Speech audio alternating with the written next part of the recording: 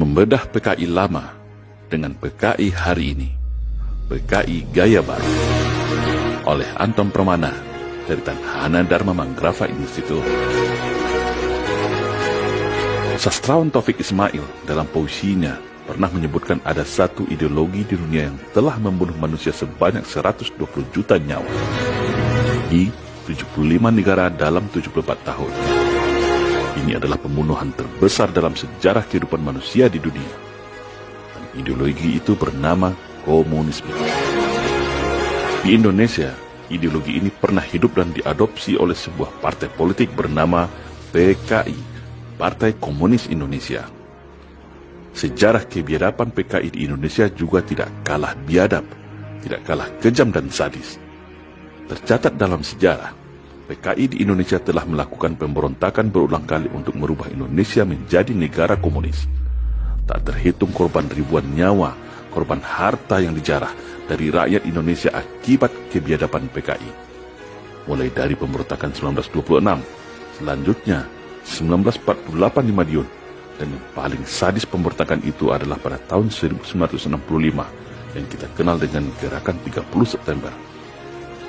Masih segar dalam catatan sejarah bagaimana para kader PKI menculik para bupati, para ulama dan kiai NU, para santri, polisi, para raja kesultanan, bahkan tentara berpangkat jenderal pun mereka bantai. Pembantaian di Madiun, penculikan di pesantren Magetan, ladang pembantaian di Blora, sumur neraka di desa Koco, tragedi Bandar Betsi, pembantaian terhadap Kesultanan Darul Alam Sumatera Utara, hingga penculikan dan pembunuhan terhadap para jenderal senior TNI Angkatan Darat, yang kemudian mereka bantai, kuliti, dan kubur hidup-hidup di sumur lubang buaya.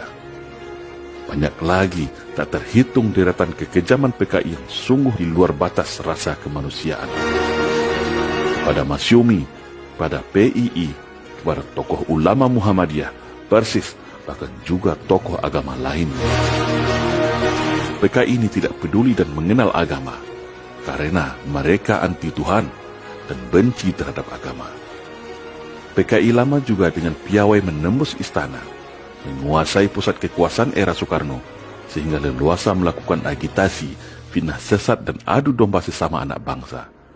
Hingga meletuslah berbagai macam perang saudara, seperti DITI, PRRI, Parmesta, termasuk Ganyang Malaysia.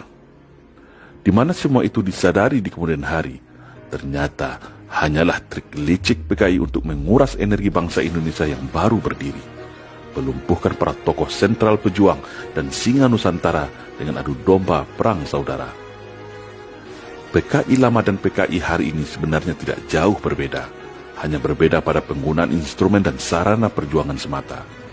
PKI lama terfokus kepada bagaimana banyak pengikut mempropagandakan ketidakadilan atas kapitalisme, sentimen antara buruh dan pengusaha, dan isu-isu kerakyatan dengan menggunakan jargon kerakyatan, pro-proletarianism.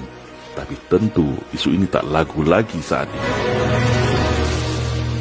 PKI hari ini lebih fokus kepada bagaimana masuk ke dalam sistem pemerintahan, menyusup ke dalam partai politik, ormas-ormas besar, menguasai media massa utama, sendi-sendi negara, menyebar dan meracuni pemikiran para anak bangsa dengan pemikiran ala PKI, yaitu menjadikan agama adalah ancaman dan musuh negara, menjadikan Islam dan TNI seolah momok yang menakutkan dan mesti dijauhkan dari kehidupan dan kekuasaan negara. Dan yang utama adalah memanfaatkan dukungan penuh bantuan ekonomi, sogokan uang, modal politik, pangkat jabatan sebagai instrumen infiltrasi menguasai pusat kekuasaan. Namun, PKI hari ini juga manusia biasa loh guys. PKI hari ini ternyata juga makan bakso, makan ayam penyet, dan juga makan steak dan pizza. Karena mereka juga terpecah ke dalam 4 faksi, yaitu 1. PKI radikal, para kader PKI yang ideologis sejati, militan, keturunan langsung para gembong PKI yang haus akan pembalasan dendam, serta begitu ingin secepatnya merubah Indonesia menjadi negara komunis. PKI radikal ini sudah siap tempur untuk membalaskan dendam orang tuanya yang berhasil ditumpas oleh TNI bersama komponen rakyat Indonesia, khususnya umat Islam. 2. PKI oportunis, yaitu para kader PKI yang harus ikut dan jadi kader PKI hanya mengejar pangkat dan jabatan. Mereka yang maniak dan rakus akan kenikmatan fasilitas kekuasaan. Uji loyalitasnya untuk dapat jabatan adalah berupa membuat kebijakan dan statement yang nyeleneh melecehkan Islam dan merusak kebinekaan. Namun, PKI oportunis ini tidak terlalu militan, karena sejatinya mereka ini hanyalah para kelompok oportunis mencari keuntungan sesaat, yang penting dapat jabatan. Seandainya PKI gaya baru ini tumbang dan kalah lagi, pasti mereka inilah yang paling duluan kabur dan jadi pengkhianat.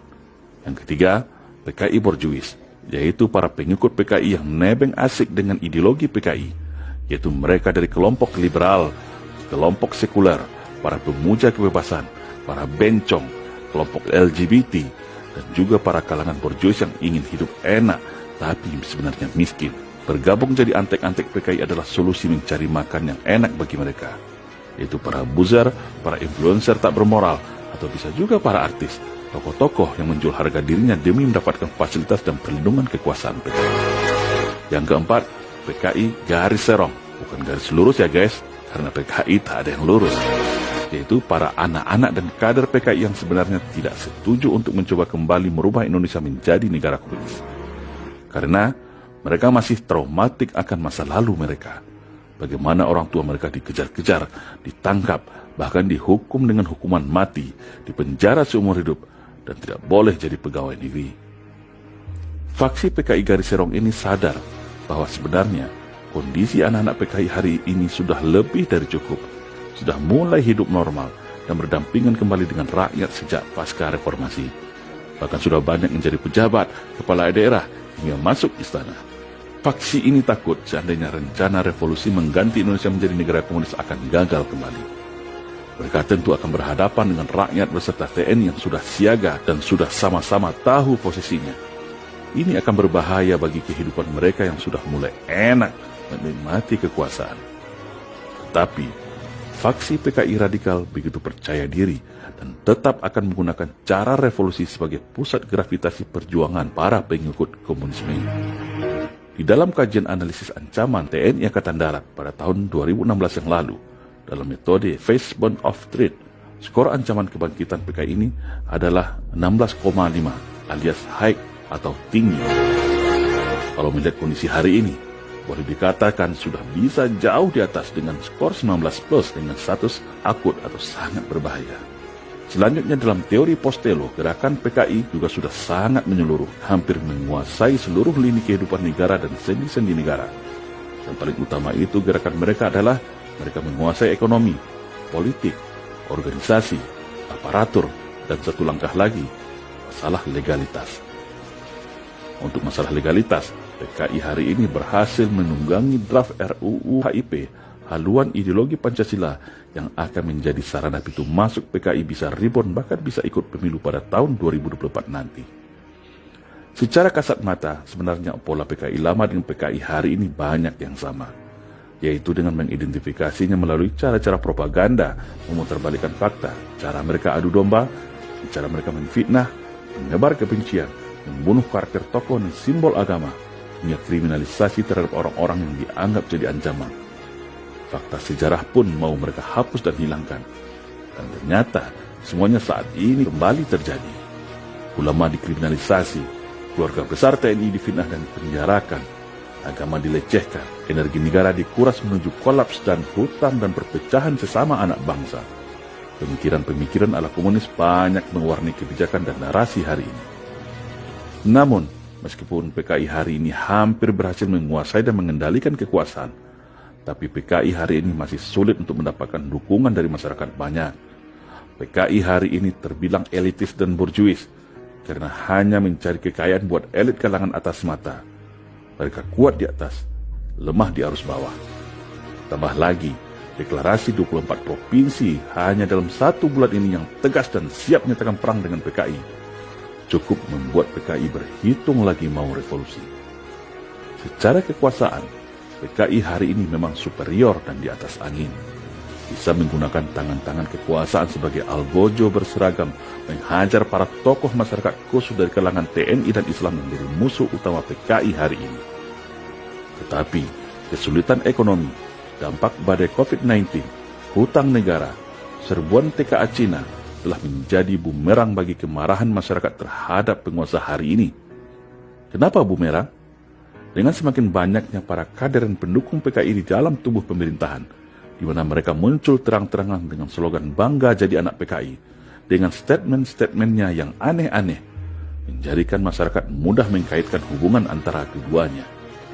Apakah PKI hari ini akan mudah melenggang merubah Indonesia menjadi komunis? Belum tentu, karena PKI hari ini terlalu manja bergantung kepada kekuasaan dan dukungan Cina komunis. Padahal, semua itu tidak jaminan. Semuanya bisa berbalik arah kapan saja. Karena kalau bicara PKI, negara ini satu suara menganggap PKI adalah musuh bersama bangsa Indonesia melalui TAP MPRS nomor 25 tahun 1966 sebagai payung hukumnya. Ditambah Cina pun saat ini sedang terkonsentrasi menghadapi aksi balasan dari Amerika bersama sekutunya atas wabah COVID-19 ini, yang belum tahu ujung nasibnya. Sedangkan di satu sisi rakyat Indonesia sudah sadar semuanya, sudah terjaga dari buayan mimpi manis propaganda PKI selama ini. Maling teriak maling, mengaku pro wong cilik, ternyata wong licik. Mengaku Pancasilais, ternyata antek-antek komunis. Mengaku toleran, ternyata biang dari segala kerusakan. Rakyat Indonesia hari ini hanya menunggu satu saja momentum titik letup untuk kembali bergerak serentak menumpas PKI sampai ke akar-akarnya tanpa ampun. Kalau draft rancangan undang-undang HIP ini dipaksakan untuk disahkan DPR RI, inilah pintu masuk pendobraknya. Apalagi para prajurit TNI yang sudah sangat gerah dan geram merasakan bagaimana fungsi mereka saat ini seakan terkunci, ibarat politik belah bambu, dibuat tak punya kewenangan apa-apa alias macan ompong. Dilemahkan secara sistematis, dan semua itu adalah hasil skenario PKI yang pada masa awal reformasi memboncengi dan memanfaatkan reformasi untuk melumpuhkan TNI melalui Undang-Undang Nomor 34 Tahun 2004. Padahal TNI itu adalah tulang punggung negara. TNI adalah alat pertahanan negara. Tapi mereka lemahkan, mereka borgol dengan bahasa-bahasa manis berbisa atas nama supremasi sipil dan reformasi TNI. Ternyata semua itu palsu dan akal bulus PKI untuk melumpuhkan musuh utama bebuyutannya, yaitu TNI. Hari ini rakyat Indonesia, khususnya umat Islam dan TNI, baru sadar bahwa yang kerok dari semua kerusakan negara hari ini adalah para kader dan anak PKI yang berkolaborasi dengan para pengkhianat negara dan para naga. Rakyat dan TNI sudah sadar, para anak dan kader PKI pun pasti juga sadar. Semua sama menunggu. Dan bagaimana dengan kita? Ikut berjuang selamatkan negara dari ancaman komunis, atau mau ke depannya jadi budak dan korban komunis? Jawabannya ada pada diri kita masing-masing. Waspadalah dan bersiap siagalah. Salam Indonesia Jaya.